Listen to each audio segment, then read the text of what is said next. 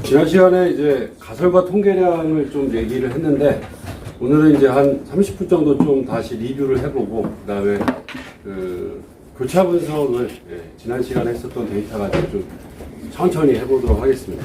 외울 건 아니지만 핵심적으로 첫 번째 염두해야 될 거는 뭐 모집단, 표본, 모수, 통계량 이제 뭐 이런 그 용어들이 있는데 뭐 이런 이제 개념 이제 도식이 있죠. 핵심은 이제 우리는 데이터를 가지고 그러니까 뭐 조사를 300명을 했으면 300명, 뭐 1000명을 했으면 1000명. 그 데이터를 가지고 그 데이터는 이제 용어로 얘기하면 표본이겠죠. 표본.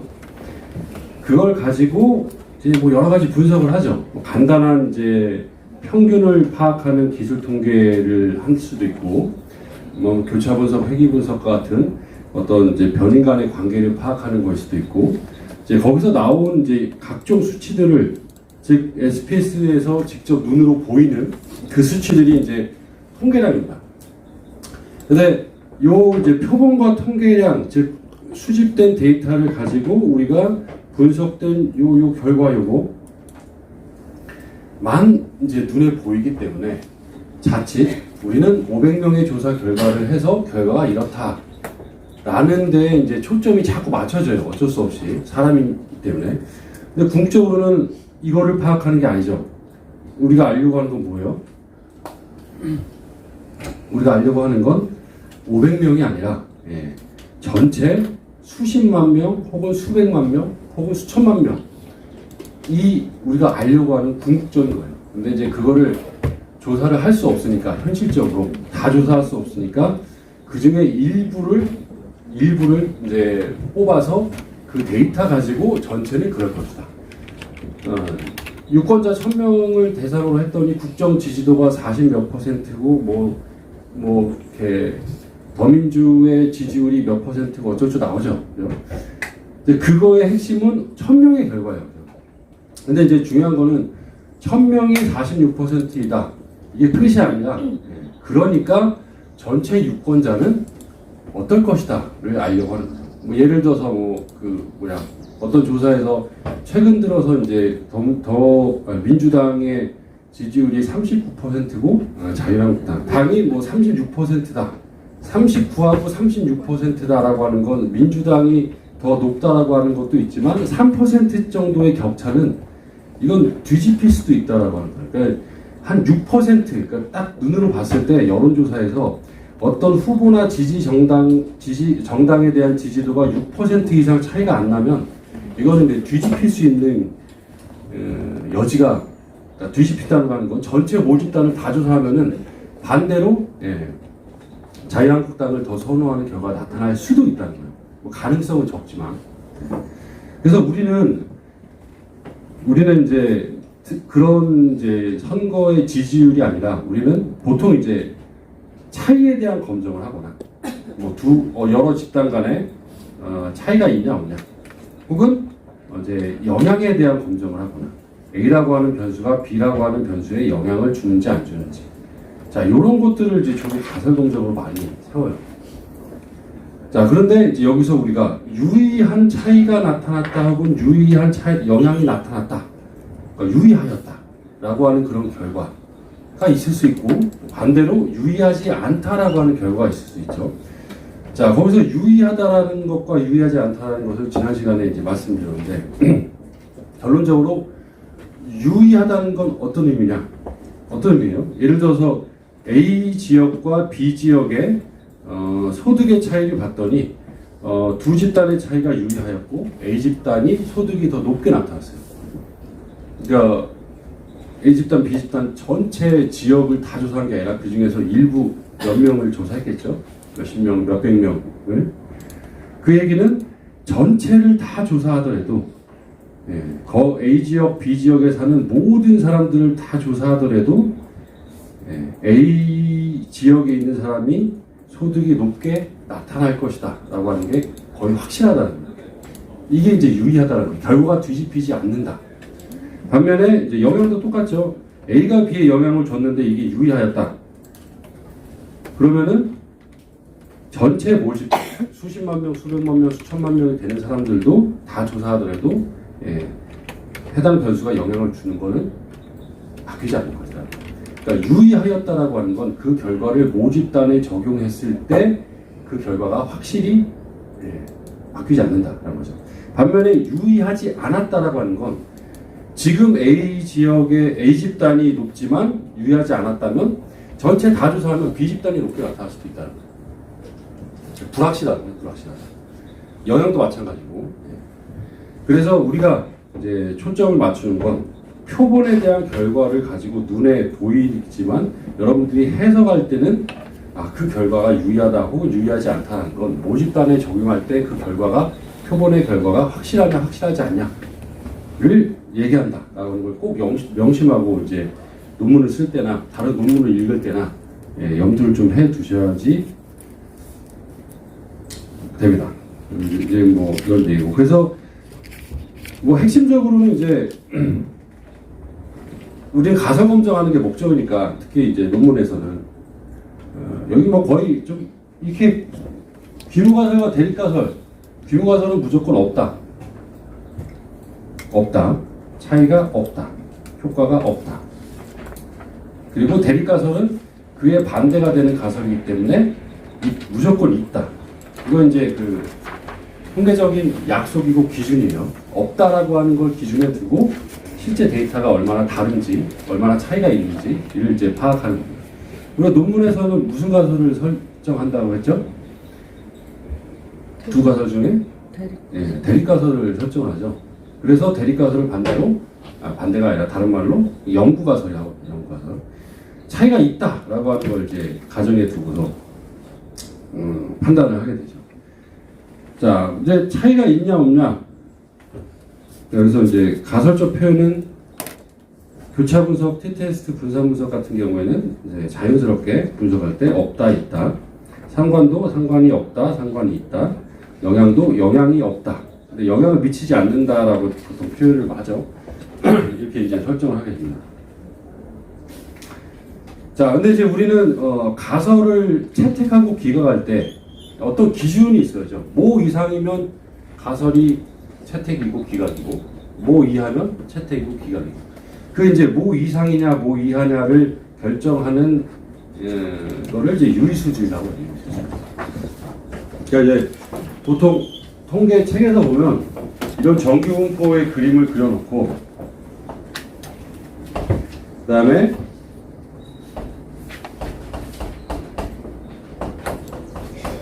뭐 이런 이 그림을 이제 종종 봤을 거예요. 자, 그러면 이제 여기 이 구간, 뒤꿈치지 않은 이 구간을 무슨 구간이라고 해요? 네, 그죠. 신뢰 구간. 신뢰 구간 혹은 뭐 신뢰 수준이라고도 얘기해요. 그러니까 컨피던스 레벨을 이제 구간이라고도 하고 이제 수준이라고 하고, 그 다음에 B급진 저 부분은 뭐라고 하죠?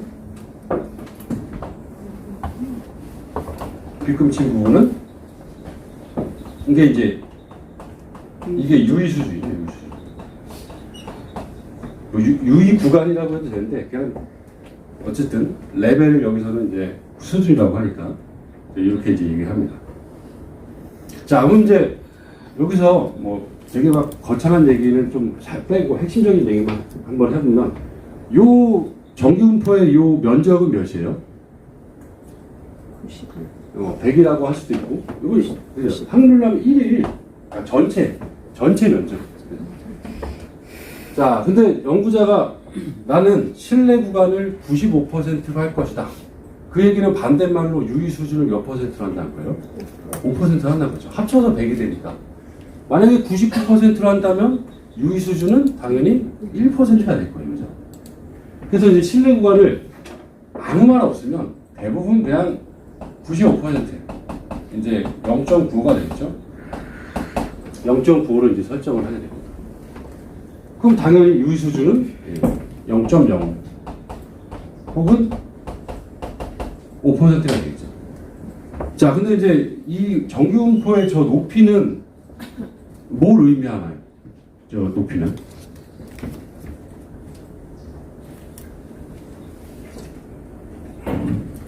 요게 이제 참 설명하기도 어렵고 이해하기도 어려운 부분이에요. 저 높이는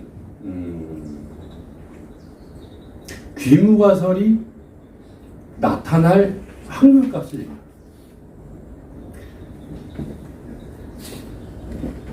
그러니까 이제 뭐라고 해야 될까? 이 컨디션에 따라 제가 설명을 잘하기도 하고 못하기도 하는데 오늘은 제 컨디션이 어떨지 모르겠어요. 아침에 갑자기 일어났더니 와이프가 왜 설거지를 안 했냐고 그래서 설거지를 하고 와서 컨디션이 이렇게 좋지 않은데 설거지 하느라고 밥 먹을 시간이 없었더니 바나나를 하나 주더라고요. 그래서 감사하게 먹고 왔습니다. 저 높이는 그러니까 우리가 이제 그 한 번의 조사를 하기 때문에 딱 한 번의 조사하기 때문에 우리는 마치 한 번 조사한 어떤 표본의 뭐 빈도라고 생각을 할 수 있는데 실제 통계에서는 딱 한 번 조사한 게 아니라 이제 그거는 이상적으로 수만 번, 수십만 번, 수백만 번 조사를 했을 때 나타나는 결과의 이제 확률 밀도함수입니다. 네, 들어오니까 10명이 찾아왔어요. 자, 그게 무슨 얘기인지 잘 이해가 안 되죠. 그러니까 우리는 이제 남녀 간의 차이가 있을 것이다, 없을 것이다, 이런 거를 이제 조사를 딱 한 번 하잖아요. 그죠? 근데, 우리가 이제 통계적 기준으로 삼는 저거는 그러한 조사를 수만 번, 수십만 번 했을 때 이제 이런 결과가 확률적으로 나타날 것이다라고 이제 보는 거예요. 일단은 아직까지 이해가 안 될 수 있지만 이 얘기는 좀 이따가 해보고 일단은 그래서 통계에서는 요 높이를 제일 높게 와요. 요 구간을 통계에서는 어떤 결과가 나타날 가능성을 제일 높게 일단 기준으로 설정한다고 했죠? 차이가 있는 결과예요? 없는 결과예요? 있다. 그러니까 통계적 기준에서 가설 검증할 때 뭐를 기준에 두고 데이터를 비교해요? 귀무가설을 기준에 두고. 그러니까 통계에서는 맞다 틀리다의 관점이 아니라 그냥 무조건 없을 것이다라고 생각을 하고 그 기준에 두고 데이터를 이제 확인을 하는 거예요. 없을 것이다. 차이가 없을 것이다. 관계가 없을 것이다. 영향이 없을 것이다. 그렇기 때문에 가설 검정에서의 저 높이가 제일 높은 저 구간이 바로 귀무가설이 완전한 귀무가설일 때. 그러니까 이제 요 구간이 바로 이제 A와 B 간의 차이를 본다. 그럼 A와 B가 완전히 동일할 때. 그러니까 예를 들어서 남자의 소득과 여자의 소득을 본다라고 하면 남자의 소득과 여자의 소득이 완전히 동일한 이러한 결과가 계속 수만 번, 수십만 번, 수백만 번 조사를 하게 되면 그런 결과가 나타날 가능성이 제일 높다 라고 보는 거예요. 이게 맞고 틀리고의 문제가 아니에요. 그러니까 이런 개념을 정립한 피셔라고 하는 학자한테 나중에 이제 다른 세상 가서 물어보세요. 왜 그랬냐고. 근데 어쨌든 핵심은 귀무가설이 나타날 가능성을 제일 높다라고 통계에서는 봐요. 차이가 전혀 없을 가능성이 제일 높다라고 보는 거죠. 자, 근데 실제 조사를 해봤더니 A 집단과 B집단이 완전히 동일하지 않는데 A집단과 A보다 B가 좀 높고 약 한 20만 원 정도 더 차이가 나타나요. 이 정도 차이가 나타나요. 예를 들어. 근데 20만 원 정도 차이가 나타난다라고 하는 거는 알겠지만 이게 통계적으로 유리한지 유리하지 않은지는 아직 모르죠. 그렇기 때문에 우리는 이 기준을 차용을 해서 빌려서 이 기준을 딱 대놓고 요 정도의 차이면 계속 여러 번 조사를 했을 때 나타날 확률이 몇 %야 라고 이제 가늠할 거예요. 마치 이제 키 재는 것처럼 어떤 기준이 있어요. 그 기준을 가지고 나타난 결과를 거기다 대입을 해서 비교를 하는 거예요. 자, 근데 이제 예를 들어서 이 정도의 차이가 20만 원인데 이게 만약에 실내 구간 안에 들어요. 해봤더니. 자, 그럼 귀무가설을 채택할까요? 대립가설을 채택할까요? 뭐 아직 명확하게 배우지 않았지만 문제를 내는 이유는 이지선다형이기 때문에 뭐 찍으면 하나 맞겠죠. 대충 한번 감으로 한번 생각해 보자. 귀무가설을 채택할까요? 대립가설을 채택할까요? 잘 찍었어요. 귀무가설을 채택하죠. 그러니까 왜 귀무가설을 채택하냐? 이 신뢰 구간의 신뢰의 의미가 우리가 그냥 통계책에서 신뢰관 하니까 신뢰관이라고 생각했지만 이 신뢰관의 의미가 갑자기 많이 빠졌네. 이 의미는 여전히 귀무가설을 신뢰할 만한 구간이라는 거예요. 의미는 귀무가설을 신뢰하는 거예요. 귀무가설을 여전히 채택할 만한 구간이다. 20만 원의 차이가 있는데 이거는 다른 사람들을 조사하면은 그 결과가 바뀔 수 있는 그 정도의 차이다. 이걸 이제 어려운 말로 표지 오차내의 그 차이다. 이렇게 얘기해요. 오차내의 차이다. 근데 이 정도의 차이가 아니라 상당히 많이 차이가 있어요. 예를 들어서 A 집단이 B 집단보다 한 100만 원이 더 높게 나타났어요. 그리고 그 차이가 나는 정도가 이제 신뢰 구간을 벗어나서 상당히 좀 먼 구간에 있어요. 그리고 이제 봤더니 유의 수준 안에 들어요. 이때는 우리가 대립가설을 채택합니다. 이때는 뭐냐? 더 이상 귀무가설을 신뢰할 만하지 못한 그 정도의 큰 차이다라고 합니다. 그래서 이 신뢰 구간이라고 하는 신뢰 수준 내지는 신뢰 구간이라고 하는 건 이 정도 안에 드는 차이는 여전히 귀무가설을 채택할 만한 그 정도의 차이고, 그러니까 약간 미미한 차이라고 그냥 풀어서 얘기할 수 있을까요? 반면에 이제 대립가설은 이제 신뢰 구간을 벗어났어. 귀무가설을 신뢰하지 못할 만한, 즉 통계적인 기준으로 두었던 귀무가설 차이가 없을 것이다라고 하는 그 기준에서 아주 상당히 벗어나 있다. 그래서 이 결과는 유의하게 봐야 된다. 시그니피컨트하게 봐야 된다. 왜냐하면 통계적인 기준으로 보면 이런 결과가 나타날 가능성이 매우 낮다라고 이제 보는 겁니다. 그래서 이제 유의해야 된다라고 유의해라. 조심해라가 아니라 이 결과가 일반적인 통계적 관점에서 상당히 큰 차이와 영향의 관계이기 때문에 이거는 의미 있는 결과로 잘 사회현상을 봐야 된다. 근데 우리는 칼로 무자르기 하듯이 채택, 기각 이렇게 하죠. 상당히 무식한 거예요. 상당히 조심해야 되고. 자, 그래서 어쨌든 그래서 유의 수준이라고 하는 거는 0.0으로 접는다 그러면 이제 요 구간과 요 면적을 몇으로 내가 할 것이냐에 대한 이제 얘기입니다. 그러면은 우리가 이제 이러한 결과가 나타날 가능성은 몇 %냐? 혹은 이러한 결과가 나타날 가능성, 이러한 차이가 나타날 가능성은 몇 %냐? 몇 %라고 하는 건 한 번 조사했을 때 저런 결과가 나타날 가능성이 몇 %가 아니라 수만 번, 수십만 번, 수백만 번 시뮬레이션을 해본 결과 저러한 차이가 나타났을 가능성을 이제 이론적인 밀도 함수로 파악하는 거고, 저게 바로 유의 확률입니다. 프로바빌리티. 그래서 이제 0.05보다 크면이라고 하는 뜻은 크면, 신뢰 구간 안에 든다는 거고, 0.05보다 작으면이라고 하는 얘기는 그 차이가 이제 유의 수준 안에 든다는 거예요. 그래서 유의 수준은 기준이에요, 기준. 내가 가설 기각과 채택을 몇으로 할 것이냐. 그리고 이제 유의 확률은 그러한 결과가 나타날 가능성, 귀무가설이 맞다라고 하는 가정하에, 귀무가설이 기준으로 뒀을 때 실제 데이터에서 이러한 차이나 관계가 나타날 가능성을 이제 얘기를 하죠. 그러니까 이게 이해가 안 돼요. 솔직히 이게 딱 듣고서 우와 저랬어 라고 이해되는 사람은 약간의 자폐증이 있거나 상당히 그쪽으로 뛰어난 어떤 이제 그런 능력을 가진 사람이고, 이거는 딱 들었을 때 당연히 이해가 안 돼야 돼요. 왜냐면은 살면서 머리가 똑똑해서의 문제가 아니라 살면서 이런 생각을 해본 적이 없기 때문에 왜 한 번 조사를 하지 그걸 수십만 번, 수백만 번, 수천만 번 시뮬레이션을 해서 그 확률적인 이론적 밀도 함수를 기준으로 왜 검증을 하는지, 그러니까 이게 이해가 안 되는 건 너무나 당연해요.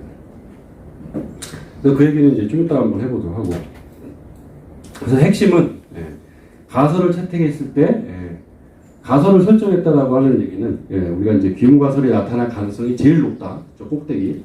그리고 별 말이 없을 때 일반적으로는 귀무가설이 채택을 할 그 면적을 95%를 두고 대립가설이 채택이 될 면적을 5%를 두고 기무가설 채택이 될 면적을 다른 말로 실내 구간 혹은 실내 수준이라고 하고, 대립가설이 채택이 되는 저 면적을 이제 유의 수준, 뭐 유의 구간이라고 해도 돼요. 라고도 이제 얘기를 합니다. 그래서 실제 데이터를 이제 비교를 해봤더니, 약간의 차이나 약간의 영향이 있는데 여전히 실내 수준 안에 드는 저 정도의 차이와 영향이다라고 하는 얘기는 여전히 기무가설을 신뢰할 만하다. 왜냐? 표본 조사이기 때문에 누구를 조사했냐에 따라서 결과가 조금씩 달라질 수 있어요. 그 표본이 누구냐에 따른 오차 정도의 차이다. 근데 반면에 그 차이가 상당히 크게 차이가 나타난다면, 유수준 안에 들면 이거는 좀 다르다. 이거는 좀 유의하게 봐야 된다. 통계적인 기준에서 상당히 벗어나 있다. 근데 우리는 이제 보통 대립가설, 차이가 있다, 영향이 있다, 관계가 있다라고 이제 판단을 하게 되죠. 그래서 얼마나 떨어져 있냐? 자, 여기 이제 얼마나 떨어져 있냐? 여기가 이 정도 떨어져 있을 가능성의 확률, 요걸 P값이라고 한다면, 요 얼마나 떨어졌냐? 20만 원 차이가 있네. 얼마나 떨어져 있냐? 100만 원 차이가 있네. 이런 이제 단순한 평균의 차이가 아니라 그건 이제 단위에 따라 다르기 때문에 좀 표준화된, 나름대로 이제 계산된 요 얼마나 떨어져 있냐라고 하는 요 값을 검정 통계량이라고 하고, 교차 분석을 하게 되면 카이스퀘어, t-테스트라면 t값, 분산 분석을 하면 f값, 뭐 요런 이제 결과들이 바로 검정 통계량입니다. 그러니까 의미가 중요하죠. 기무가설이라고 하는 진짜 차이가 전혀 없을 만한 그 구간, 그 점으로부터 실제 데이터가 얼마나 떨어져 있냐를, 실제 데이터가 얼마나 다르냐를 계산한 게 검정 통계량입니다. 근데 이제 검정 통계량은 역시 그때그때 조금씩 다르기 때문에 우리는 이 밀도의 확률로서 같이 보는 거죠. 얘는 변하지 않습니다. 자, 이해가 잘 안 됐을 거라 확신하고 넘어가겠습니다. 이건 이제 차이가 있다 없다 예를 들어서 이제 한 건데, 예를 들어서 한번 볼까요? A반은 100명인데 평균은 75점, B반은 역시 100명인데 평균은 80점, 표준 피차 16점. 차이가 있냐 없냐 한번 이제 검증해봐라. 이런 거 이제 고등학교 때는 이 수준까지 하지는 않는 것 같지만, 하여튼 이런 이제 차이가 있다면, 지금 A반과 B반은 평균이 몇 점 차이에요? A반과 B반의 차이는?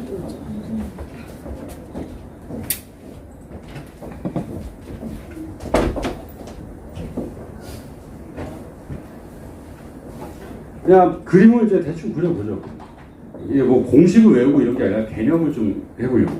자, 이제 뭔가 차이를 검증한다라고 하는 거는 영향도 마찬가지지만, 일단은 이 기준이 되는 게 이제 있는 거예요. 만약에 A반과 B반의 점수가 똑같다면 그 가능성, 그렇게 나타날 가능성이 제일 높기 때문에 여기가 이제 가장 높은 구간이죠. 근데 지금 몇 점 차이가 났어요? 75점이고 80점이죠. 그러니까 75에서 80을 빼면 마이너스 오고, 80에서 75를 빼면 이제 플러스 오겠지만, 어디든 상관없어요. 마이너스 올라가면 빼고. 일단 이 정도 차이가 났어요. 5점 차이. 5점 차이. 이 정도 차이가 유의한가? 모르죠. 네. 계산을 해야죠. 우린 계산을 지금 하려고 하는 게 아니라 개념을 알려고 하는 개념을. 자, 이거를 하면서 자연스럽게 저희가 여기 어디다가 선을 그어야 될지 아직 모르겠지만, 그냥 임의적으로 이렇게 하면 자연스럽게 귀무가설은 차이가 없다. 유의 수준은 신뢰 수준이 되고, 대립가설은 차이가 있다가 돼요. 자, 그럼 이제 여기 얼마나 떨어져 있냐를 계산해야 되죠. 5점이 떨어져 있는데, 5점은 그냥 단순한 숫자고, 만약에 100점 만점이 아니라 10점 만점이었으면 저 차이는 더 작았겠죠. 그럴 때는 단위가 그때그때 달라요. 그리고 몇 명을 조사했냐도 되게 중요해요. 만약에 10명 조사했으면 정확성이 떨어지겠죠. 만약에 1000명 조사했으면 정확성이 더 높아지겠죠. 자, 그리고 이제 표준 편차도 되게 중요해요. 표준 편차는 중심에 많이 몰려있다는 얘기니까 표준 편차가 작다라고 하는 얘기는 저 결과가 전체 모집단을 적용할 때도 조금 더 확실하겠다는 거예요. 표준 편차가 작다는 건 그만큼 동일한 사람들이라는 얘기예요. 그렇기 때문에 전체 모집단을 추정할 때에도 전체도 비슷한 성향기획권이 할 수 있는 게 커요. 그래서 조금 어려운데 이 5점, 75점에서 80점의 이 차이가 있는데 이 차이가 오차에 비해서 얼마나 크냐를 계산해요. 오차에 비해. 자, 그래서 이게 좀 어려운데 그냥 저런 게 있구나. 첫 번째 집단의 표본수 100명, 첫 번째 집단의 표준 편차 10의 제곱, 분산이 돼요. 분산. 두 번째 집단의 표본수, 두 번째 집단의 표준 편차 16의 제곱이 되겠죠. 이거를 계산하면 5분의 모르겠다. 저런 건 건강상 안 좋아요. 계산된 게 있을 텐데, 여기 있네. 1점, 이건 모르겠지만, 하여튼 1.03 정도만, 1.03. 자, 즉, 요 떨어져 있는 정도가 1.03. 뭔가에 1.03 떨어져 있다. 이게 바로 T값이에요, T값. 공식은 이렇게 돼요. 근데 요거를 이제 굳이 우리가 알려고 하기보다 요렇게 좀 나누면 좋을 것 같아요. 분자는 우리가 일반적으로 알 수 있는 표본에서 얻어진 차이. 분모는 오차. 오차라고 하는 얘기는 다른 집단을 조사했을 때에 이제 결과가 달라질 수 있는 그런 정도를 얘기해요. 그래서 검정 통계량이라고 하는 것의 대부분은 T값, F값 뭐 이런 것들 대부분은 조금 어렵지만 저런 구조를 띄어요. 오차분의 차이, 오차분의 관계, 오차분의 영향 정도. 다시 얘기하면은 오차분의 평균 차이, 오차분의 상관계수, 오차분의 회귀계수의 그런 구조를 띄어요. 장단컨대 이러한 설명이 나와 있는 책은 국내에 없어요. 이게 뭐 제자랑을 하려고 하는 게 아니라 책이 엉망이라는 거예요. 그러니까 그대로 갖다가 수식을 베끼는데 의미를 전혀 얘기해 주지 않아요. 그러니까 이 오차라고 하는 얘기는 우리가 이게 좀 어려워요. 이 오차라고 하는 게. 왜 오차가 있을까? 딱 한마디만 그냥 정리하면 전체 다 조사 안 하니까 수백만 명을 매번 조사할 수 있다면 모집단을 매번 조사할 수 있다면 오차가 존재하지 않겠죠. 그 사람이 그 사람 전체니까. 근데 수십만 명, 수백만 명을 조사하지 못하고 그중에 일부를 조사한 거예요. 그러면 그게 항상 맞겠어요? 자루에 든 큰 자루에 든 콩을 세려고 하는데 이걸 하나하나씩 다 세면 정확히 맞겠죠. 근데 그걸 다 셀 수 없으니까 뭐 이렇게 바가지로 이렇게 펐어요. 바가지로 펐더니 그 한 바가지에 한 1000개가 들어가는데 그게 10바가지예요. 그럼 우리 곱하기 10 해가지고 10,000개가 들었겠구나 이렇게 가늠하죠. 근데 한 바가지 펐는데 그게 정확히 1000개예요. 1002개일 수도 있고 999개일 수도 있고 조금씩 다르잖아요. 그러니까 표본 조사는 그런 거예요. 한 번 조사했을 때의 그 표본이 정확하게 모집단과 일치하지 않기 때문에 항상 오차라고 하는 게 존재해요. 그래서 전체 모집단을 추정, 가늠, 대충 때려 맞힐 때 5차이다, 5의 차이다라고 단언할 수 없고 5의 차이인데 이건 다른 사람들 조사하면 조금씩 틀릴 수 있어. 그거 감안해서 봤더니 대충 이 정도의 결과 나오네. 라고 논리적으로 이제 풀어나가는 거예요.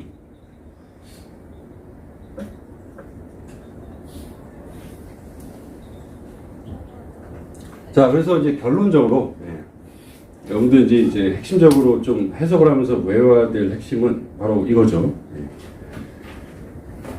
각 분석마다 나오는 검정 통계량이 무엇이냐. 일단 그건 좀 알아야 돼요. 뭐 분석을 하면서 자연스럽게 알아지겠지만 교차 분석하면 카이스퀘어. 자, 왜 카이스퀘어라고 했다라고 했죠? 그냥 이제 교차 분석을 정립한 사람, 피얼슨이 무언가에 이게 또 약간 어려운 얘기긴 하지만 하여튼 어떤 값의 제곱의 값이다. 기대 빈도에서 관측 빈도를 빼서 제곱하고 막 이런 이제 제곱의 값이라고 해서 카이라고 하는 게 어떤 이쪽 수학 지효로서 이제 미지수를 얘기해요. 미지수의 제곱이다. 그래서 카이스케어라고 그 사람이 이름을 지었기 때문에 카이스케어라고 하는 거예요. 그다음에 T-테스트는 고셋이라고 하는 학자가 자기를 필명으로 스튜던트 T라고 했죠. 그래서 T-테스트. 분산분석의 F값은 분산분석을 정립한 사람이 피셔라고 하는 통계학자인데 그 사람의 앞자를 따서 F값이라고 이제 얘기를 합니다. 상관계수는 이제 이 상관관계도 이제 피어슨이 정립한 방법인데 상관계수는 뭐 그냥 로라고 얘기도 하고 또 회귀 분석을 하게 되면 두 개의 값이 나와요. 모형에 대한 검정 F값과 그다음에 각각의 독립변수에 대한 검정 T값이 이제 나오게 됩니다. 이 검정 통계량은 어떤 의미인가가 일단 중요하죠. 다시 말씀드리지만 전혀 차이가 없고 전혀 관계가 없고 전혀 영향이 없으면 이 검정 통계량은 무엇이든 간에 몇이라고 했죠?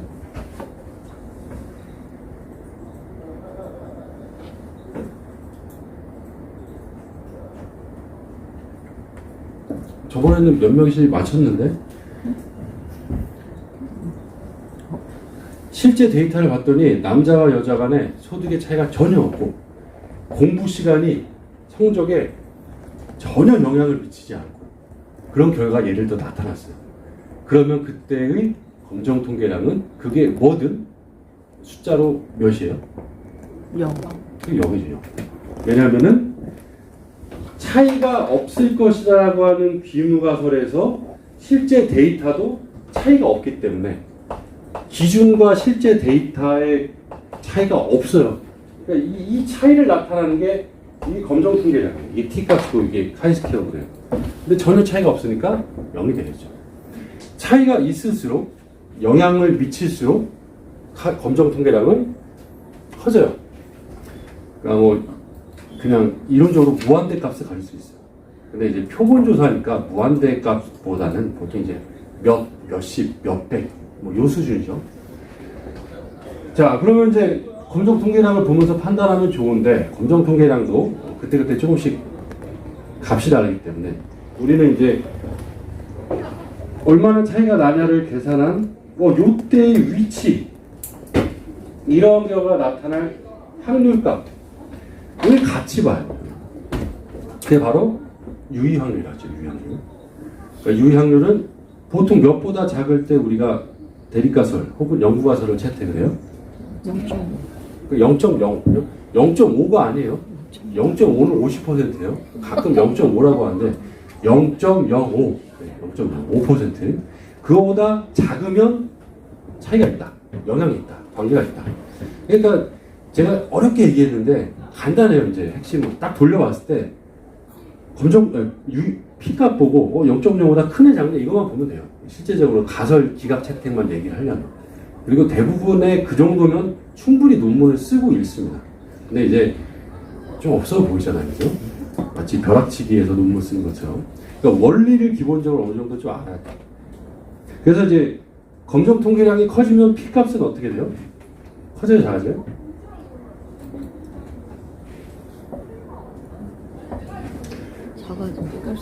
검정 통계량이 커질수록 커진다라고 하는 얘기는 중심에서 멀어진다는 얘기죠. 커질수록 P값은 작아져요. 귀무가설에서는 차이가 없다라고 하는 그 통계에서는 차이가 없다라고 하는 것을 기준으로 두기 때문에 그 확률이 제일 높다라고 이제 설정을 하고 시작을 하는데 차이가 있으면 그렇게 나타날 가능성이 적은데 이렇게 이제 보게 되는 거예요. 자, 그래서 우리가 이런 결과적으로 이제 이거예요, 이거. 네. 여기서 핵심적으로 이런 분석을 할 때 이런 검정 통계량들이 나온다.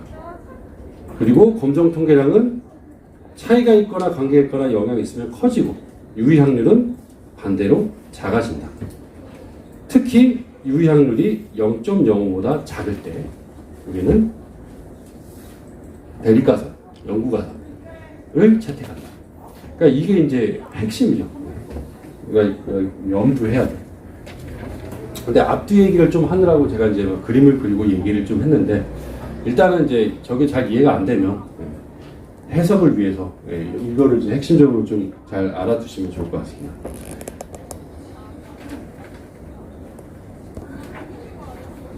자, 여기 이제 제가 했던 얘기가 잘 설명이 돼 있어요. 요거 잘 이제 읽어보시고. 검정 통계량이 클수록 대립가설이 채택의 가능성이 높아진다. 만약 차이 관계에 영향이 없다면, 전혀 없다면, 어떤 검정 통계량이든 0이다. 기문가설과 일치하기 때문에.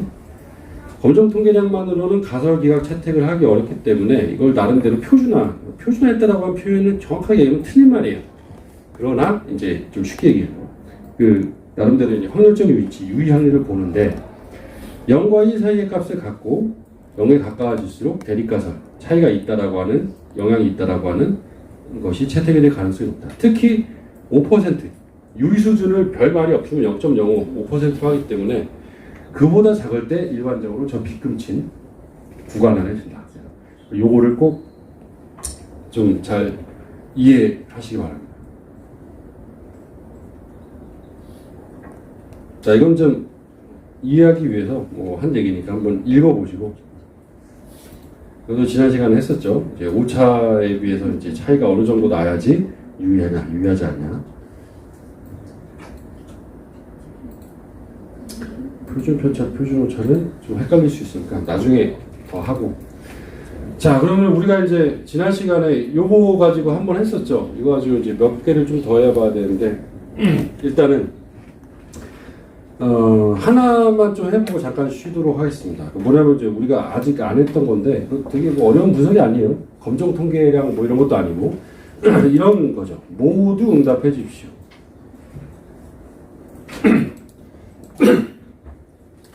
자, 이제 보시면 하나씩 응답하는 경우가 있겠지만 가끔 이제 모두 응답해 주십시오. 혹은 3순위까지 응답해 주십시오. 이런 질문들을 할 수 있죠. 자, 이런 질문을 이제 다중응답이라고 해요. 다중응답.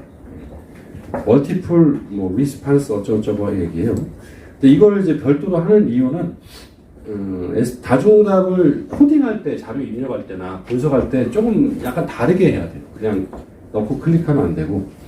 자, 데이터를 한번 열어보실까요? 명품 조사.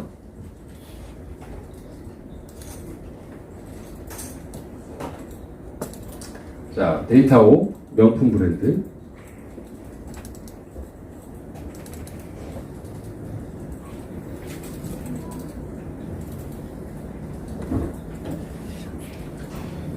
자, 일단 이제 4번.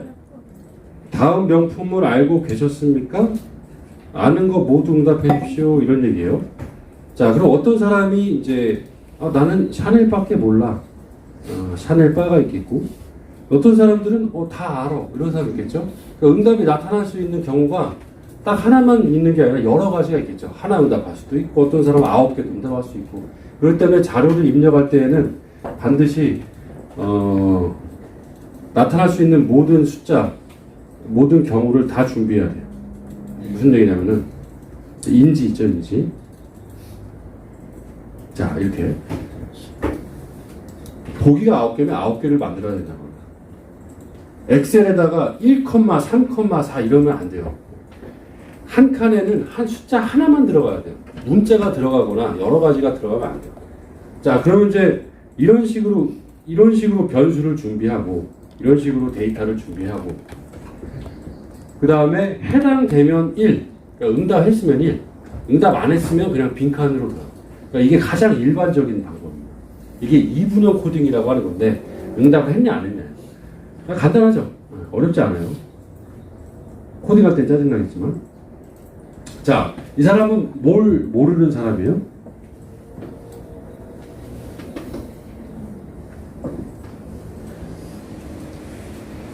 이 사람은 다 1인데 뭐만 비어있어요? 예, 이세미야케. 이세라고만 써있는데, 하여튼 5번째 브랜드를 모르죠. 이 사람은 자, 버버리, 폴스미스, 이세미야케, 에프로만 알고 루이비통과 샤넬을 모른대요. 거짓말 같은데. 우리 딴 데 사나 봐요. 꼬치. 자, 그래서 일단 첫 번째 자료를 입력할 때 다중응답은 한 칸이 아니라 보기가 나타날 수 있는 칸대로 다 준비한다. 그 다음에 응답을 해당되면 1 아니면 빈칸으로 그냥 둔다. 그 1이라고 하는 숫자를 몇 개인지 잡아라. 근데 이제 일반적인 분석에서 이렇게 준비를 하고 분석에서는 먼저 해야 될 게 그냥 이 상태에서는 이게 하나하나의 분석 대상의 변수인 줄 알고 있어요, 지금. 근데 실제적으로 변수가 이게 하나의 군을 형성하죠. 1번부터 9번까지. 그래서 다중응답은 분석을 바로 할 수 없고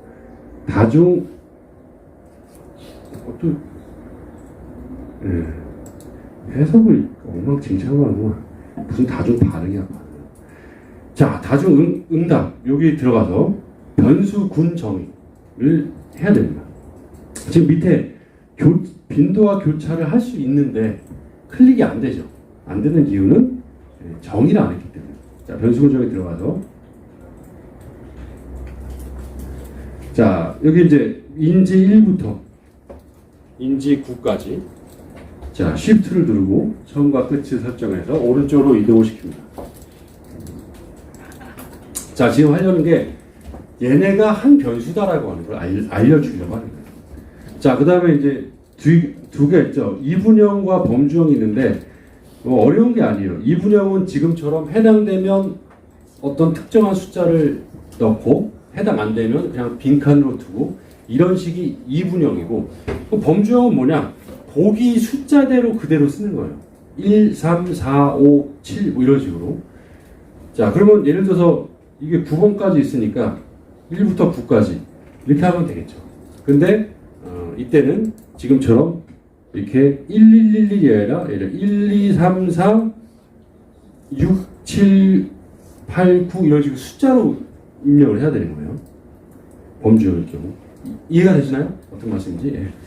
근데 이렇게 하면 좀 복잡하고 코딩하기도 좀 그러니까 일반적으로 쉽게 실수 안 하도록 이분형으로 많이 이분형. 빈도화 값이 몇이에요? 1. 이게 무슨 얘기냐? 1번이라고 입력이 돼 있는 것만 빈도로 응답한 걸로 해라 라고. 그것 때문에 이제 자료를 1번만 입력하면은 아주 쉽게 되겠죠. 그 다음에 밑에다가 이제 이름을 연구자가 뭐 명품인지 자, 이런 식으로 이제 해서 오른쪽 추가를 누릅니다. 자, 근데 이제 이 명품인지라고 하는 변수는 새롭게 저기 어디 끝에 생기는 변수가 아니에요. 이거는 그냥 SPSS가 내부적으로 인식을 하는 거예요. 근데 안타깝게도 이거를 껐다 키면 저게 사라져버려요. 그러니까 어떻게 다시 해야 돼요. 그러니까 다중응답 분석할 때는 그냥 한꺼번에 하고 이제 컴퓨터를 끄든지 하지. 이거 나중에 살아있겠지 하고 컴퓨터를 껐다 닫으면 다시 이런 작업들을 해야 돼요. 어쨌든 닫기. 자, 설정했어요. 그러면 다시 한번 분석해서 다중응답으로 가서 자, 이제 빈도와 교차라고 하는 게 이제 클릭이 되죠. 자, 일단 빈도로 가봅시다. 갔더니 설정을 했던 명품인지 하나만 있어요. 자, 오른쪽으로 이동시키고 자, 그대로 확인을 누르면 자, 이렇게 이제 결과가 나타납니다. 자, 지금 총 명수가 401명이에요. 401명인데 유효가 386명이에요. 그러니까 이 얘기는 아무것도 응답하지 않은 사람이 한 15명? 뭐 이 정도 있다는 거예요. 자, 어쨌든 지금 중요한 거는 전체가 401명이라는 거예요.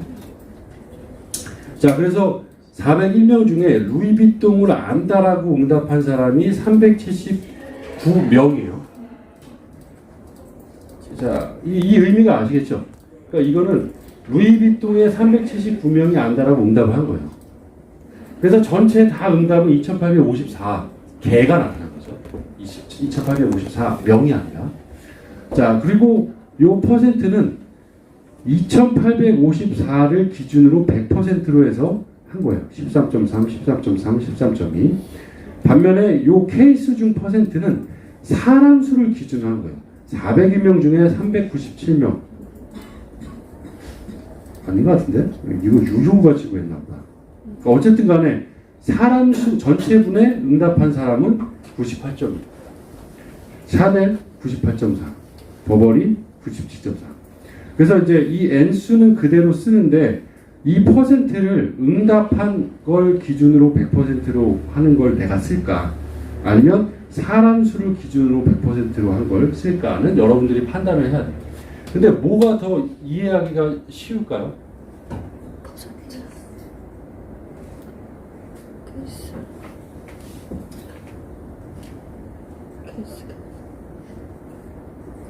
일반적인 분석에서는 케이스 중 퍼센트를 쓰죠. 왜냐하면 이제 전체 응답을 다중다로 받아본 결과 루이비통은 전체 응답 중에 13.3%가 나타났다. 보다 전체 사람들 중에서 루이비통의 인지율인 98.2%가 나타났다. 그러니까 훨씬 더 와닿기도 하고 그게 더 필요한 거예요. 그죠? 상대적인 비율보다 절대적인 인지율이 더 중요하죠. 그래서 보통 이제 그 실제 리서치 같은 그 경쟁 브랜드 조사할 때 이렇게 많이 하거든요. 그러니까 하나만 응답하라고 하는 경우는 별로 없어요. 실제 조사할 때 마케팅 리서치에서는 인지하는 것 모두 선택해라. 그 중에 선호하는 것 3순위로 선택해라. 이렇게 그런 여러 가지 응답들을 많이 해요. 왜냐하면은 실제 소비자가 선택할 때는 하나만 선택하지 않거든요. 여러 가지를 선택하고 귀하가 뭐 예를 들어 명품을 구매할 때 가장 중요한 것은 무엇입니까? 해서 보기를 만들었어요. 하나만 선택해 주십시오라고 하는 게 더 현실적일까요? 아니면 중요한 걸 뭐 2순위나 3순위로 선택하세요 하는 게 더 나을까요? 그거는 이제 보통 2순위나 3순위로 선택하는 게 훨씬 더 현실적이에요. 하나만 선택하시라고 하면은 너무 한 줄에 쏠려버려요. 대부분 돈입니다, 돈. 소비자에 대해서 물어보는 대부분의 보기 문항에 가격이 있다면 대부분 중요한 건 가격이에요. 근데 가격만 보려고 조사한 게 아니잖아요. 가격 플러스 뭐냐. 가격을 제외하고 뭐 브랜드나 디자인이나 뭐 이런 아니면 본인을 좀 뿌듯하게 만들었던 사회적 위상이냐 뭐 이런 여러 가지 그런 것들이 이제 보기로 만들어졌는데 하나가 아니라 보통 소비자가 선택을 하거나 구매를 할 때는 한 3-4가지의 조합을 가지고 해요. 여러분 잘 한번 생각해 보세요. 이제 그 뭐냐 스마트폰 구매할 때 뭐 아이폰 쓸까 아니면 갤럭시 쓸까 뭐 LG 거 쓸까 뭐 여러 가지 고민을 하죠. 고민할 때 판단하는 게 딱 하나는 아니잖아요. 일단 이제 기존에 쓰던 거에 대한 그 정보 이동 그러니까 이게 이제 큰 걸림 장벽입니다. 그 쓰던 거 계속 쓰는 사람들은 보통 이제 그런 것 때문에 하는 거죠. 전화번호라든지 메시지라든지 그런 것들. 이 있는데 또 어떤 사람들은 디자인을 되게 중요시 여겨요. 그죠? 그래서 그 하나하나를 가지고 선택하는 게 아니라 나는 이게 제일 중요하고 그 다음에 요거를 고려해서 어떤 선택을 하는 거죠. 자, 그 논문 같은 학술 연구에서는 이런 설문을 만드는 일이 그렇게 많지는 않아요, 솔직히. 왜냐하면 대부분 5점 쳤거나 7점 쳐서 쫙 깔아놓기 때문에. 근데 그러니까 구매에 의한 어떤 이용 행동 같은 거 있어요. 예를 들어서 뭐 관광지에 대한 품질 만족도 조사를 하려고 하는데 품질 만족은 5점 척도나 7점 척도예요. 근데 관광 이용 행동을 물어볼 때에는 그죠? 누구랑 같이 갔냐, 어디로 갔냐 이렇게 되게 단순하게 물어보는데 국내 여행을 얼마나 갔냐, 뭐 누구랑 갔냐, 국내 여행을 3번 갔으면 꼭 부모님이랑 가나요? 그때마다 달라지잖아요. 그러니까 보기가 이제 좀 다양하게 좀 제시가 돼야 됩니다. 하여튼 자 그러면 이제 이거 가지고 우리가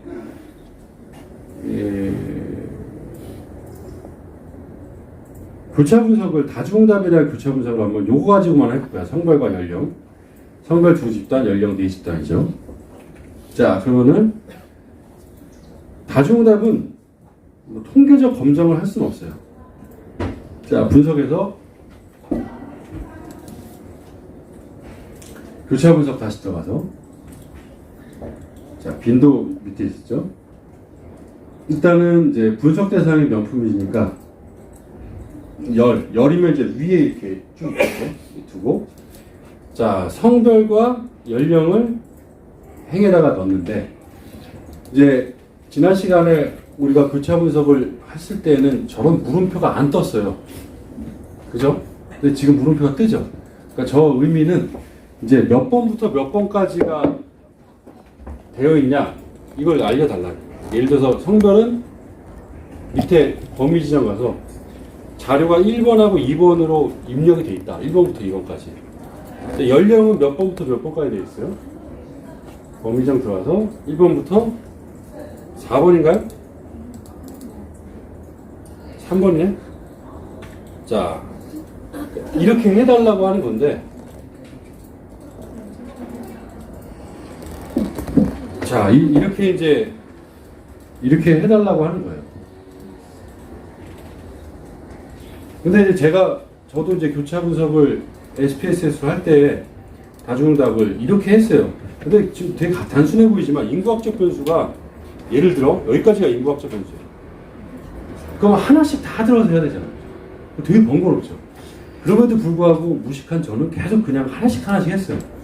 근데 이제 어떤 제 이제 그 직원 중에 한 연구원이 갑자기 제가 하는 걸 이렇게 보고 있다가, 왜 대표님 왜 그렇게 하세요?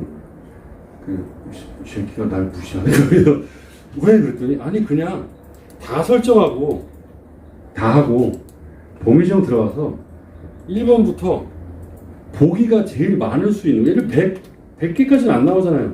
100개. 이렇게 해서 하면 지가 알아서 있는 만큼만 나온대요. 그 순간 저는 고마움보다는 과거에 대한 어떤 회한과 후회, 내가 이거를 하기 위해서 몇 초 동안 몇 번을 쏟아 부어서 그 수많은 시간들이 이제 후회가 됐죠. 그러니까 참 조금만 머리를 쓰면, 그러니까 이것저것 해보면, 자, 이런 식으로 이제 만약에 성별과 연령이 있다, 성별과 연령을 집어넣는다, 그러면은 물음표가 떴을 때 그냥 다 선택해서 범위 지정 1번부터 최대 그냥 아무거나 큰 값을 써요. 그렇게 하면 알아서 나와요. 하나씩 할 필요 없어요. 그러니까 여러분들이 이제 SPSS 가지고 평생 계속 뭔가 할 건 아니지만, 그래도 만약 많이 하게 된다면 이거 하나 알려줌으로써 인생에서 몇 시간을 절약한 거예요. 저는 허비한 거고. 더 살아야 돼서. 그래서. 자, 이렇게 하면 되고, 그 다음에 이제 옵션에 들어가서 요렇게만 하면 명수만 나와요. 명수. 그렇기 때문에 퍼센트를 행. 자, 교차 분석에서는 인구학적 특성이 행에 들어가면, 독립변수가 행에 들어가면 퍼센트도 행으로 하는 게 좋다라고 말씀드렸습니다. 근데 이 퍼센트를 뭘로 할까? 케이스로 할래? 반응으로 할래? 이 케이스가 바로 사람 수 기준의 케이스고요. 그 다음에 이 반응이 전체 응답. 솔직히 이제 리스판스인데 저게 반응으로 하면 안 되고 응답으로 해야 되는데, SPS 코리아에서 번역을 어디다 맡기는지 이 버전마다 번역에 오류가 계속 있어요. 재미는 없겠지만, 예전에 17 버전인가? F 값을 F 밸류라고 이제 하는데, 저거를 어떤 SPSS 코리아에서 번역을 맡겼는데, 한글로 번역이 F 값이 그냥 그대로 나왔더니 거짓이야, 거짓. 이걸 F를 false로 잘못한 거예요. 그 17번이 나오자마자 2달도 안 돼가지고 그냥 바로 폐기는 아닌데, 하여튼 사과와 창피함을 정말, 하여튼 그래. 수업할 때도 어려워. 이건 거짓이 아니야. 그러면서. 자, 근데 어쨌든 중요한 거는 퍼센트로 할 때 케이스로 하는 게, 아까 그 인지율 97. 몇 % 이렇게 나오는 거고, 반응으로 하게 되면 전체 100% 중에서 13.2%. 뭐 무슨 말씀인지 이해가 되죠? 그래서 케이스로 하고, 자, 계속 확인.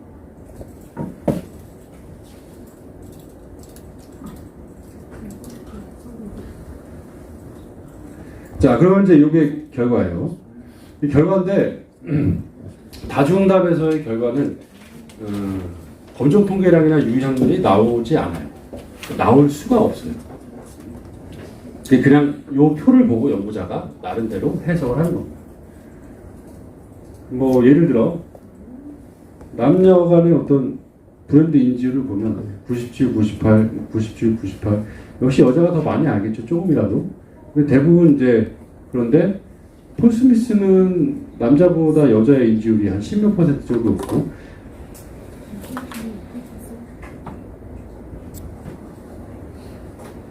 그 나머지는 비슷하네요. 그러니까 폴 스미스의 입장에서는 남성에 대한 폴 스미스가 제가 알기로는 남성 브랜드로 알고 있는데 아닌가? 자 그렇게 이제 나타나고 있습니다. 그리고 연령대로 보면 연령대별로 거의 90% 나타나는데 폴 스미스가 20대, 30대, 40대로 갈수록 이제 비율이 떨어지죠. 인지율이 점점 떨어지고 고연령 하여튼 연령이 높아질수록 인지율이 떨어지는 결과를 보입니다. 이게 정교한 조사는 아니지만 실제 이게 어떤 예전에 그 무슨 디자인학과 교수님이 실제 조사했던 거예요. 서울 경기 지역에 있는 소득 300만 원 이상인 사람들 대상으로 조사했던 결과인데 한참 됐지 예전에. 하여튼 이런 이제 결과가 나타났습니다. 이게 차이가 있다 없다 이렇게 얘기를 할 수 없어요. 다중답은 뭐 좀 왜 그런지를 얘기를 하면은 검정 통계량을 구하기 위해서는 전체 표본수가 고정이 돼 있어야 돼요. 400명이면 400명 이렇게. 근데 이거는 400명이긴 하지만 응답은 고정돼 있지 않죠. 몇 개의 응답이 나타날지 예상이 안 돼요. 그러니까 기대값을 구할 수가 없어요. 그래서 이제 다중답은 그냥 이런 식으로 하면은 될 것 같습니다. 자, 이제 마찬가지로 선호하는 명품은 무엇입니까? 모두 응답해줘. 이것도 이제 그런 식으로 해야겠죠. 그런 식으로 해야 될 거고. 자, 요거는 이제 좀 이따가 다 좀 시간을 드릴 테니까 이제 해보도록 하겠습니다. 자, 그러면은 잠깐 쉬었다가 종합적으로 성별, 연령, 직업, 학력 이 네 가지 변수에 따라서 이 5가지의 문항에 대해서 우리가 교차 분석을 쭉 해서 표로 한번 정리해보고 이런 시간을 좀 갖도록 하겠습니다. 네, 잠깐 쉬었다 하겠습니다. 자, 그러면 이제 요거 가지고 한번 이제 분석을 좀 해보도록 하겠습니다. 간단한 건데 연습을 좀 해봐야 돼서 일단은 이제 한 문항 정도는 같이 해보고 나머지 문항은 이제 여러분들이 직접 하는 시간을 갖도록 하겠습니다. 근데 이제 교차 분석을 하기 전에 우리가 먼저 점검해야 될 거는 이 인구학적 특성이라고 하는 이 독립변수, 성별, 연령, 직업, 학력 이걸 그대로 지금 분석에 넣어도 되나를 살펴봐야 돼요. 자, 한번 빈도 분석을 해보죠.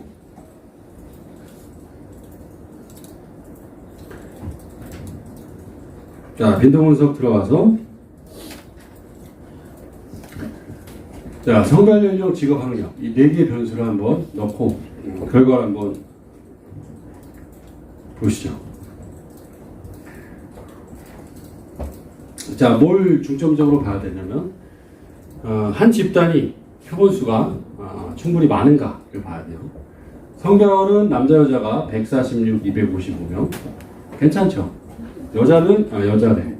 그 연령은 20, 30, 40대가 다 100명 이상씩 나타나고 있어요. 성별 연령은 괜찮은데, 자, 직업하고 이제 학력, 특히 이제 직업이 좀 문제죠. 자, 직업 학생 169명, 사무직 46명. 뭐 이 정도는 괜찮은데, 자영업 4명, 주부 17명, 전문직 55명, 서비스 4명, 교사, 교육 90명, 기타 10명. 자, 이게 지금 보면 이제 몇몇 개의 집단이 표본수가 상당히 적어요. 그래서 이거 그대로 분석하면 안 되죠. 자, 그럼 어떻게 묶을까요? 이제 여러분들이 분석을 한다면 옆에다가 쪽지를 써서 1번 학생이죠. 학생은 표본수가 충분히 많고 별도의 특성을 가지고 있는 집단이기 때문에 그대로 1번으로 한 집단을 만들어도 될 것 같아요. 사무직은 46명이니까 표본수 자체는 괜찮아요. 평원수는. 근데 사실 이렇게 직업을 가지고 있는 사람이 사무직, 자영업, 전문직, 서비스, 교사 이렇게 돼 있잖아요, 그죠? 근데 이거를 그냥 뭐 이렇게 묶을까요? 아니면 사무직은 별도로 둘까요? 별도 둬도 될 것 같아요. 아, 별도로? 알겠습니다. 자, 그럼 자영업.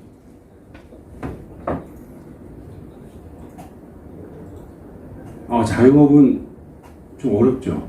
일단 그럼 표본이 많은 거, 전문직. 전문직도 그냥 둘까요? 전문직은 5번이겠네요. 5번째 있으니까. 그리고 교사 교육직도 지금 96명으로 많죠. 그죠? 7번이네요.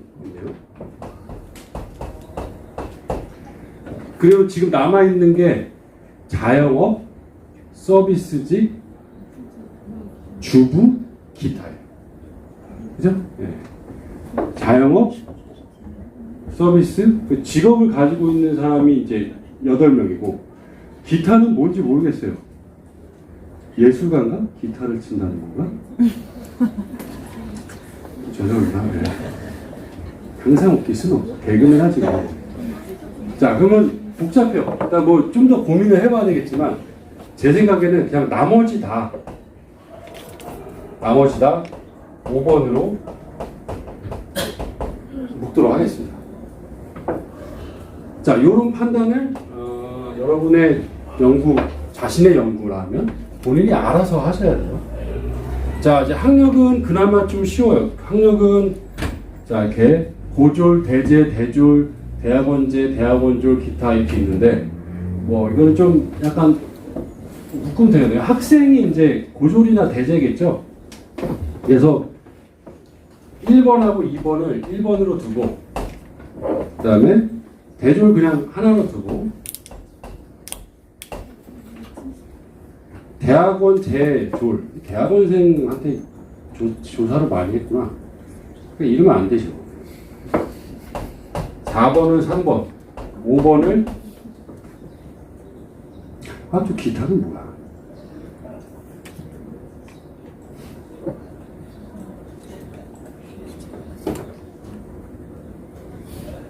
5번을 4로 두고, 기타가 1, 2, 3, 4, 5, 6, 6번이에요. 그러니까 여기를 1, 2, 6을 다 합쳐서 그냥 고졸이하가 고졸이하. 고졸 이하, 대졸, 대학원 재학, 대학원 졸업. 자, 이렇게 하고도 하겠습니다. 자, 이제 기준을 정했으니까 여러분들이 직접 한번 해보세요. 자, 변환의 다른 변수로 코딩 변경 들어가서 직업을 넣고, 이제 이름은 뭐 직업 범주라고 할 거예요. 직업 범주.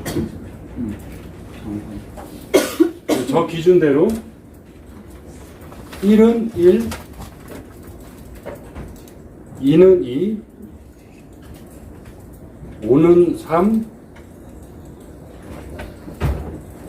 7은 4, 그 다음에 기타 모든 값 5. 자, 이렇게 5개 집단으로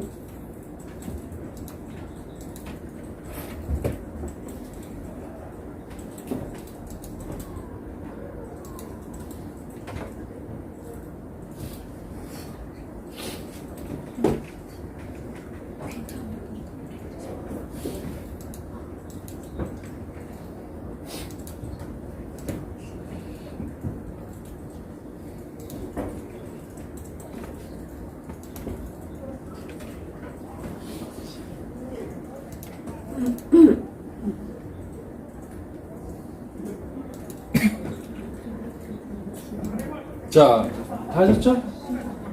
자, 계속 확인. 자, 그럼 이제 새로운 변수가 만들어졌겠죠? 저기 끝에 직업 범주. 자, 변수보기에 들어가서 이 직업범주라고 되어 있는 요거의 값을 까먹기 전에 자, 설정합니다. 1번은 학생, 2번은 사무직,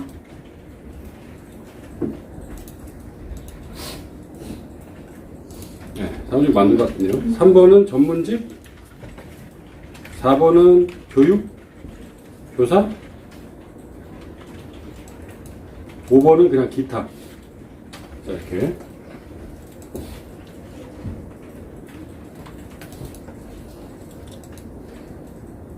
자, 그리고 정의를 내렸고, 자, 그 다음에 이제 다시 변환, 다른 변수로 코딩 변경 들어가서, 자, 여기다 이제 학력을 또 넣으면 안 되죠. 재설정해서, 재설정, 깨끗하게 만들어서 학력을 넣고, 또 학력 범주라고 새로운 변수로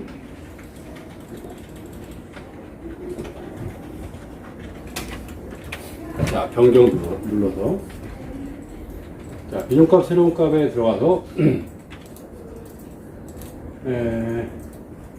이번에는 이제 3번부터 해줘. 3번 3은 2로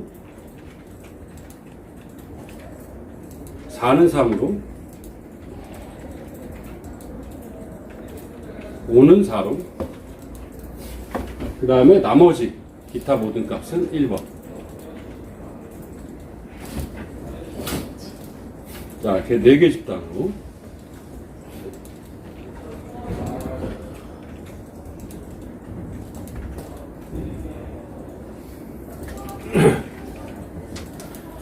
자, 그리고 이제 계속 확인.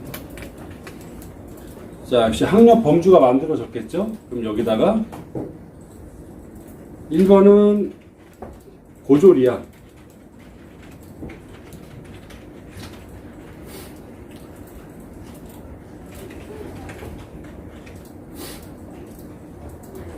2번은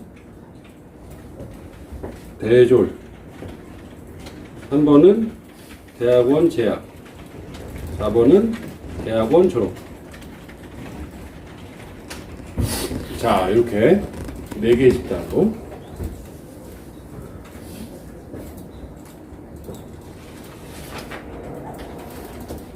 자, 이제 정리가 다 됐는지 다시 한번 빈도 분석 가서 그리고 이제 학력 범주, 직업 범주를 추가해서 빈도 분석 눌러서 눈으로 확인해 봐야 돼. 이렇게 잘못해서 이제 한 집단 빠지거나 그럴 수 있으니까 네. 표본수나 이런 걸 쭉 봤을 때 충분히 이제 3, 40표본 이상씩 다 되고 있고 각각의 집단이 이제 좀 분리되는 특성들이 이제 분리되는 그런 것들이 잘 되어 있어야 이렇게 가지고 이제 교차 분석하고 뭐 t-테스트 분석하고 이렇게 하는 거예요. 아까 이런 상태로 하게 되면 반드시 논문에서 빠꾸 맞고 기껏 했는데 다시 해와 이렇게 되겠죠. 이렇게 정리를 해서 자, 그럼 이제 교차 분석을 하나씩 하면 돼요. 정리가 됐으니까 관심도 보유 명품 보유, 그다음에 선물을 받고 싶은 명품 뭐냐, 그다음에 요거는 이제 다중응답으로 인지 선호 명품 이렇게 이제 쭉 하면 돼요. 일단 관심도만 한번 해보고 같이 해보고 나머지는 직접 한번 해보시죠. 관심도 지난 시간에 했긴 했지만 그냥 정리된 걸 가지고 자, 분석, 기술 통계, 교차 분석 들어가서 자, 이제 행에다가 성별, 연령, 그리고 저 밑에 새롭게 만들어진 직업, 학력. 자, 이렇게 정리된 집단을 넣고 그 다음에 이제 명품 관심도 열에다가 넣어서 퍼센트까지 같이 나와야 되니까 이제 셀에서 행 체크. 자, 그리고 이제 검정 통계량이 나오기 위해서 통계량에 들어가서 왼쪽 제일 위에 있는 카이즈로. 자, 이렇게 두 가지만 이제 체크를 하시면 됩니다. 자, 계속 하기. 자, 그래서 이제 성별에 따른 차이 봤더니 남자보다 여자가 높겠죠, 관심도가. 그 차이가 카이 제곱이 16.3 유의하게 나타났고 0.003. 남자보다 여자가 관심도가 유의하게 높다. 이 401명만이 아니라 전체가 모집단 다 그럴 것이다. 남자보다 여자가 높은 게. 자, 연령대를 봤더니 20대, 30대의 관심도보다 40대가 유의하게 낮게 나타났어요. 한 10% 이상 차이가 나죠. 카이스퀘어 16.871, 유의확률 0.031, 0.05보다 작죠.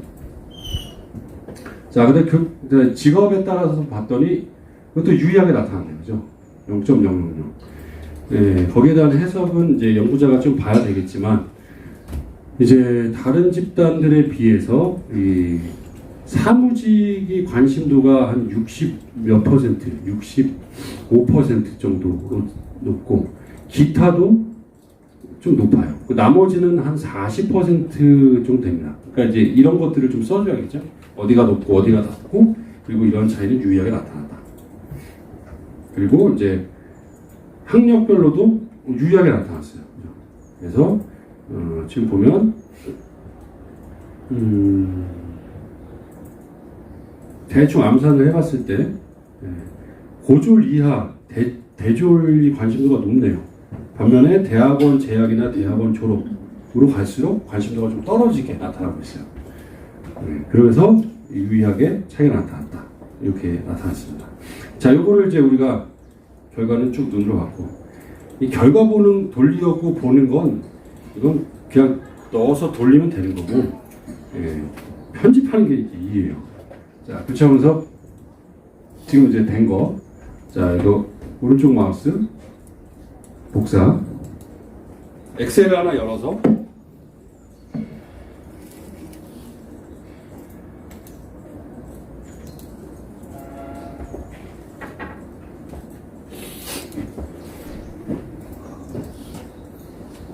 자, 쭉 컨트롤 V,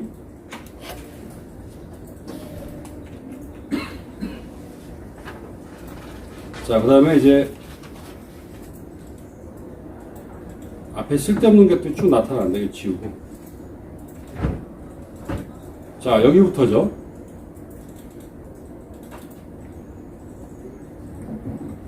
자, 이제 이 교차표는 그대로 제시를 해요. 근데 여기서 이제 카이 제곱이 x 제곱이라고 해서 썼어요. x 제곱은 16.317, p는 0.003. 자, 요거 두 개 본 거죠. 요 두 개. 피어슨의 카이 제곱 값, 이 검정 통계량이고, 그때 유의확률 0.003. 자, 그 다음에 이제 다 써먹었어요. 그러니까 전체부터 연령까지 삭제해서 이제 연령대가 위에 붙도록 하고, 자, 연령대도 이제 써줘야겠죠. 카이 제곱은 16.871, p는 0.031 유의하게 나타났고, 자, 이제 직업.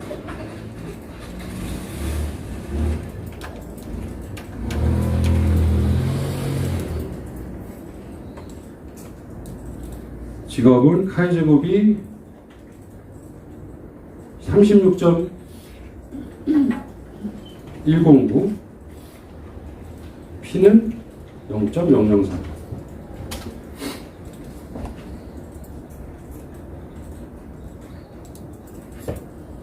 자, 마지막으로 이제 학력, 카이 제곱은 26.264, p는 0.010.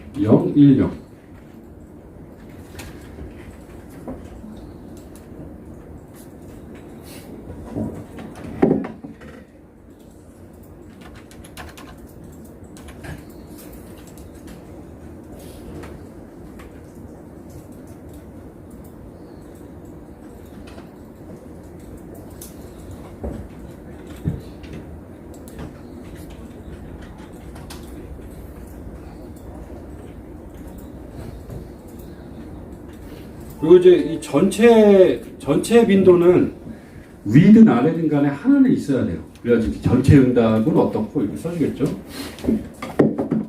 그래서 이제 이걸 기계적으로 만약에 해석을 쓴다면 자 그럼 이렇게 소비자의 인구학적 특성에 따라서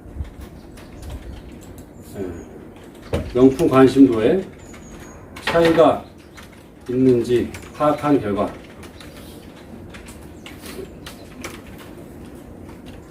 성별, 연령, 직업, 학력 모두 유의 수준 0.05에서 통계적으로 유의한 차이가 나타났다.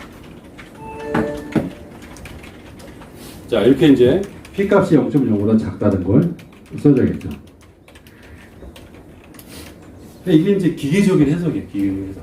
그러니까 기계적이라고 하면 반드시 들어가야 하지만 포맷이 거의 바뀌지 않는. 모두 유의한 차이가 나타났으니까 이렇게 쓰지만 만약에 유의한 차이가 안 나타났으면 뭐 예를 들어 성별 연령은 유의한 차이가 나타났지만 반면 직업 학력은 유의한 차이가 나타나지 않았다. 이런 식으로 이제 쓰면 되겠죠.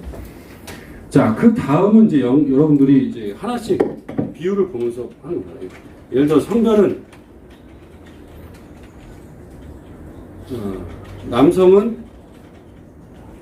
성별은 남성이 있잖아.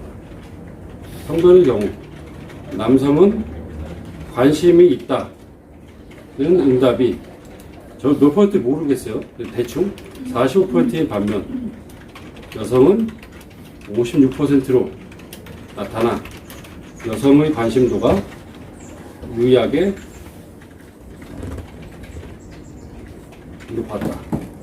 연령은 그 다음에 직업은 학력은 그러니까 유의한 차이가 나타나지 않은 건 학술 연구에서는 거의 레포팅을 안 합니다. 왜냐하면은 유의한 차이가 나타나지 않았다는 건 전체 빈도와 비슷하다라고 보기 때문에 유의한 차이가 나타난 것만 중심으로 이렇게 레포팅을 주로 많이 하죠. 유의한 차이가 나타나지 않았는데 뭐 특별히 할 말이 없잖아요. 그러니까 차이가 나타났다는 경우는 뭐가 높고 뭐가 낮다라고 하는 그런 것을 이제 파악할 수 있으니까 그러니까 이런 식으로 이제 정리를 해서 하나의 표로 제시하는 거죠. 한 표로.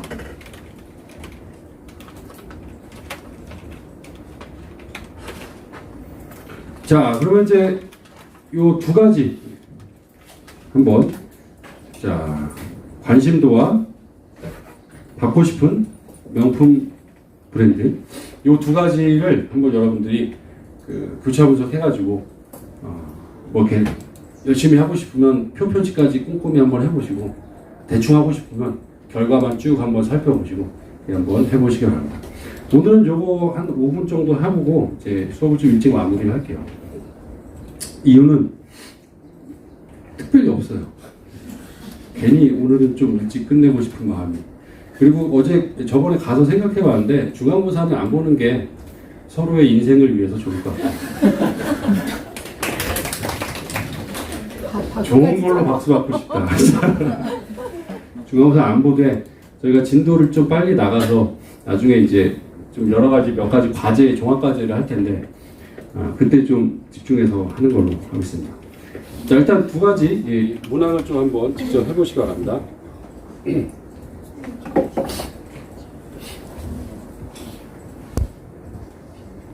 쭉 살펴보고 마무리를 좀 해보도록 하겠습니다. 자, 교차 분석 가서 이제 나머지는 그대로 두고 명품 관심도만 빼고, 그죠? 분석 대상이 이제 명품 보유 여부니까 이것만 바꾸면 돼요. 체크는 다 해놨잖아요, 그죠?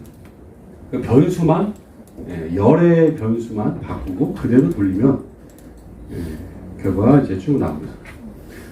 자, 이제 보시면 남자가 보유가 70.5, 여자가 79.6 이렇게 나타나요. 그죠? 그리고 카이스퀘어 값은 4.251 215. 좀 작죠, 그죠? 근데 유의확률은 0.040, 0.05보다 작네요. 그래서 남녀 간의 차이가 이거 보면 있다라고 돼 있죠. 근데 여기서 이제 약간 디테일한 조심함이 필요합니다. 이때 카이 제곱은 4.215가 맞는데 이때의 유의확률은 0.045가 아니라 피셔의 정확한 검증에 요걸 봐야 돼요. 왜냐하면 이게 좀 그러니까 쉽게 정리하면 남자 여자가 집단이 두 개죠. 그 다음에 저기 명품 보유부가 두 개죠. 저렇게 이제 집단 두 개 간에 결합하는 그런 교차표에서는 교차 분석에서는 유의 확률이 그 피어슨이 제시한 이 유의 확률이 약간 과대 추정이 돼요. 그러니까 더 유의하게 나타나요. 근데 이제 이게 약간 잘못됐기 때문에 나중에 피어슨이 아니라 피셔가 이런 경우에는 카이 스퀘어 값은 맞지만 뭐 그냥 두 대. 그때 그 분포가 좀 다른 것을 기준으로 해야 된다. 그래서 이제 다른 걸 제시한 거죠. 그러니까 한마디 얘기해서 2x2라고 얘기해요. 집단 두 개. 그러니까 우리가 이제 얘기는 안 했지만 그 얘기하면 복잡하다. 어쨌든 이제 두 개. 예. 독립변수 집단 두 개, 종속변수 집단 두 개. 일 경우에만 이때 이게 나타나요. 여태까지는 그게 안 나타났어요. 보시면 피어슨, 로도비, 선형 대 선형, 뉴욕 케이스 이렇게 네 줄이 나타나는데 두 개 하니까 피어슨의 정확한 검증이 알아서 나타나는 거죠. 그러니까 이때는 요걸 봐야 돼요. 그러니까 사람들이 이제 막 여태 유의하는데 이때 유의하지 않아요. 그래서 막 뭐 가슴이 찢어지는 듯한 고통을 느끼는데 이게 이제 무식한 거죠. 어쨌든 간에 결과적으로 그냥 논문의 방식을 보면 0.05에서 유의하지 않은 거예요. 어쩔 수 없어요. 자, 그리고 이제 연령대로 보면은 20대 73, 30대 80, 40대 76으로 약간 차이가 나타나나 유의하지는 않아요. 그럴 때는 이제 명품 보유가 그러니까 이 얘기는 이제 극단적으로 얘기하면은 지금 30대가 80으로 제일 높게 나타났죠. 그러나 다른 소비자들을 조사하면 이 비율이 바뀔 수 있다는 거예요. 30대가 75로 나타나고 40대가 80으로 나타나고 이게 바뀔 수도 있다는 거예요. 그러니까 30대가 가장 높다라고 단언하기가 어려운 그런 정도의 차이라는 거죠. 그래서 연령대에 따라서 명품 보유가 크게 차이가 없었다라고 보는 거고 직업도 마찬가지고 0.194 눈으로 봤을 때는 70에서 80% 정도의 그런 명품 보유 수준을 보이고 있고 그 다음에 학력은 이제 대졸이 90으로 제일 높은데 0.07 그것도 이제 유의한 차이가 나타나죠. 그러니까 이게 통계적 검정의 가장 큰 단점이자 좀 맹신하면 안 되는 유의하지 않으면 의미가 없냐? 그건 아니에요. 만약에 이게 실무적인 관점이었으면 이건 상당히 큰 인사이트를 보여주고 통상적으로 그러니까 다 그런 건 아니지만 한 8에서 10% 정도의 어떤 비율의 차이가 있다는 거. 예를 들어 봐서 좀 어렵게 얘기하지 말고 그냥 한 10%의 어떤 명품 보유율의 차이가 있어요. 한 뭐 명품 보유율이든 명품 관심도거든. 그리고 이 10%는 시장의 크기로 보면 수백 수천억의 차이가 있는 거예요. 그러겠죠? 그러니까 전체 소비자가 400명이 아니잖아요. 몇십만 명이잖아요. 거기에서의 10% 차이면 그 타겟에 집중해서 뭔가를 해야 되는 거예요. 뭔가 그 사람들에 맞춰서 상품을 개발하거나 마케팅을 하거나. 근데 통계에서는 0.07이네 유의한 차이가 아니네 끝 이래 버리니까 이게 이제 좀 뭐랄까 너무 기계적인 해석이 되는 거죠. 그러나 여러분들은 이 룰을 바꿀 아직 자격이 없어요. 그죠? 그냥 따라야 돼요. 그렇게 이제 그래서 결과적으로 이걸 보면은 만약에 기계적으로 레포팅을 아까처럼 한다면 인구학적 소비자 인구학적 특성에 따라서 명품 보유 여부에 대한 차이를 파악한 결과 성별 연령 직업 학력에 따라서 모두 유의한 차이가 나타나지 않았다 라고 되겠죠. 자, 그리고 이제 마지막으로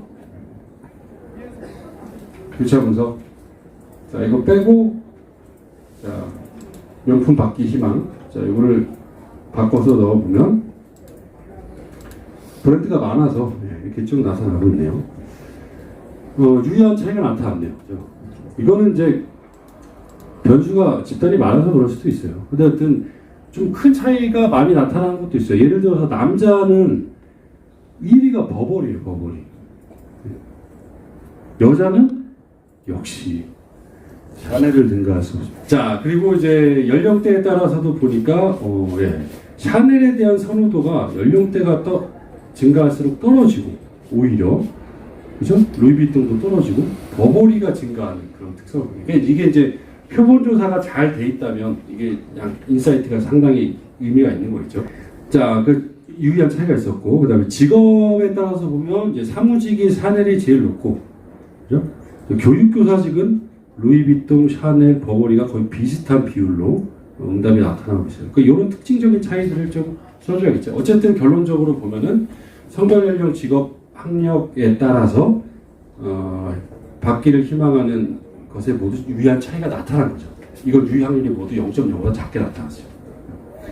그리고 세부적으로 어떤 집단이 높았다 낮았다는 여러분들이 이 교차표를 보면서 좀 강조를 할 때 아주 비율이 작은 이런 거에 강조를 하면 안 되겠죠. 비율이 좀 높은 것에서 어떤 거는 여기가 높고 어떤 거는 뭐 여기가 높고 뭐 이런 얘기들을 좀 써줘야겠죠. 그렇게 해서 이제 레포팅을 하시면 이제 될 것 같습니다. 자, 그래서 이제 우리가 진도가 지금